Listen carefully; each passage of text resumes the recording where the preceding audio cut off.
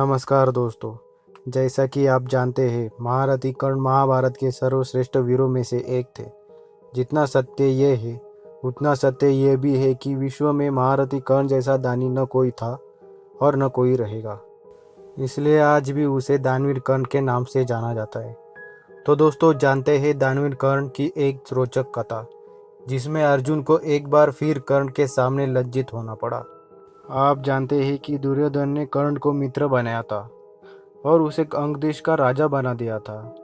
कर्ण के बारे में सभी लोग जानते थे कि वो महादानी है। इसलिए ऐसे दानी और पराक्रमी राजा को पाकर अंग देश की प्रजा बहुत संतुष्ट और खुशहाल थी। कर्ण दिन में कम से कम एक दान जरूर करता था। कहते हैं कि कर्ण के पास पहले जो भी मांगने वाला आता था उसे वो खाली हाथ नहीं लौटाता था, चाहे इसके बदले उन्हें प्राण क्यों न देने पड़ जाए। और कर्ण की इसी दानवीरता की वजह से इंद्र ने ब्राह्मण वेश में आकर उनका कवच और कुंडल दान में मांग लिया था। उस समय कर्ण दानवीर के नाम से बहुत प्रसिद्ध हुए थे। एक बार कृष्ण ने अर्जुन को यही बात बताई तो अर्जुन ने नाराज होते हुए ये कहा कि कर्ण सिर्फ एक छोटे से अंग देश का राजा है, भला वो मेरे बराबर कैसे दान कर सकता है।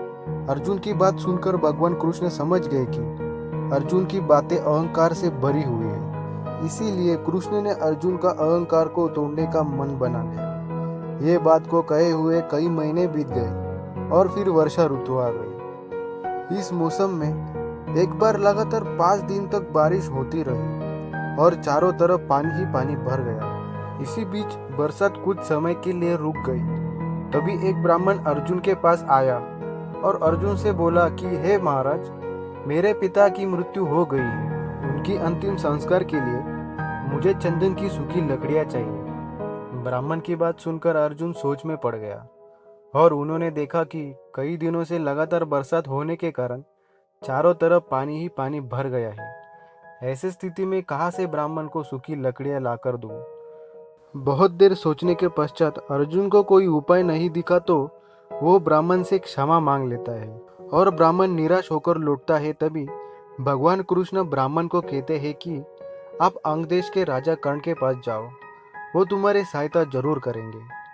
कृष्ण की बात सुनकर अर्जुन को दुख होता है और वो कहता है कि चारों तरफ पानी ही पानी भरा है, ऐसे में कर्ण सूखी लकड़ियां कहाँ से लाकर देगा।